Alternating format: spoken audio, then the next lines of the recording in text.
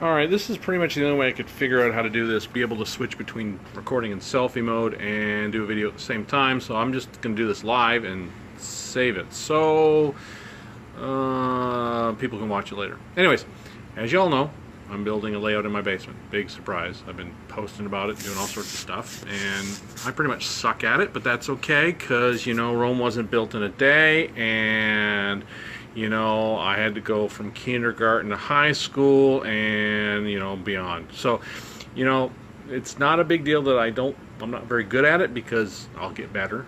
I'll think of new things, and I'll have a lot of fun doing it. But anyways, so I have a buddy named Anivesh, who I used to work with when I worked at Humana. He was an offshore guy, and now he's like working in the States. And he had a question earlier. He was like, asking me how I was going to, you know, when I was done building this in my basement, how I was going to sell it and get it out of here. So here's the deal.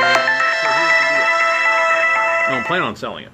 I could be a real dink and say, well, you know, if you ever watched NCIS, how does Gibbs get all of his boats out of the basement? There's some sort of magic way he does that. But the bottom line is, I don't intend to sell it. This is something I do for relaxation.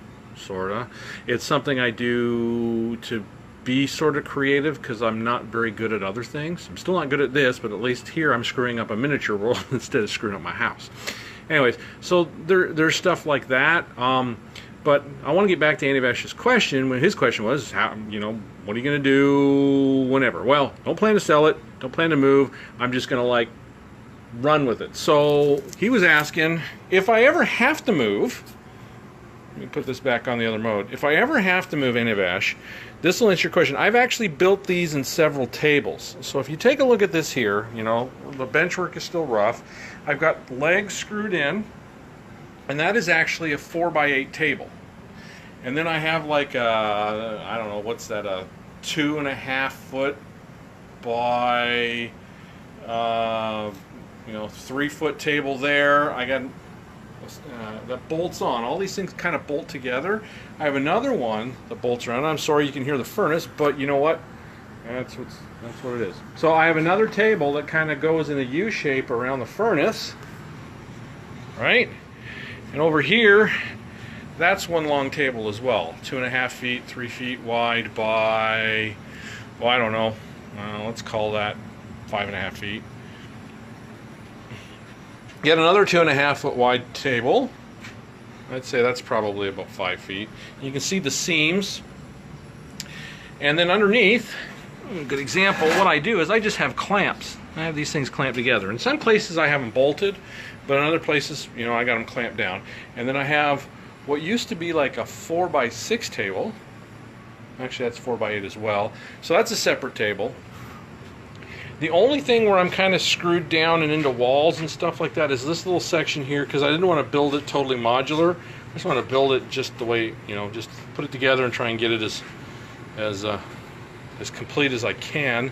So, but again, you know, there are a couple legs. I can unbolt from here. There's some seams, stuff like that, and then one last table.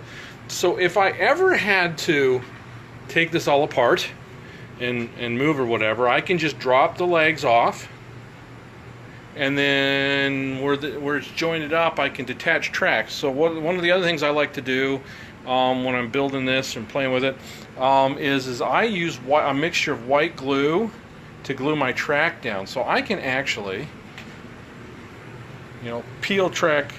I could peel the track off if I needed to, and then just cut across at the joint. At any joint, you know, through the styrofoam, and then through the cork road bed if I wanted to, and then I'm only replacing a little bit at a time. So again, what I'd end up doing is I would, you know, take all of the buildings and stuff like that would, oh look, a beer appeared, that's great, all sorts of stuff off the layout, as you know, all the scenery and stuff, and then I could just detach each joint.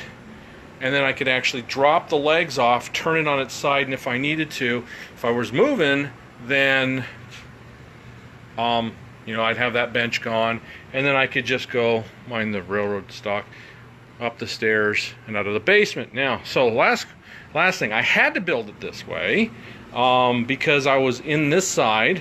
I decided I was taking up this side of the basement, and you can see the furnace and the hot water heater are there. Now, I figure probably in the next year or 2 years, I'm going to have to replace both of those. I have no idea what the build date on the hot water heater is. And the furnace is, like a 2000 or something like that. So, they're well past due to get changed out, which means I would have to tear this out. So the game plan on that day would be, of course, to unbolt it where it's joined up, pull it off. I can pull that table out if I need to pull legs in, and then kind of move it over to the other side to give people access to be able to get it through the basement. Anyways, so I did all that for Anivash because he was asking, and so I thought I told him I'd give a video. And like I said, the only way that I could do the selfie cam thing in here was to do the Facebook Live thing. And so, anyways, hope it didn't bore you. Thank you all for watching. We'll talk to you later. Hope this answers your question, Anivash. Come back with more questions, and maybe I'll make more videos. All right, thanks. Bye.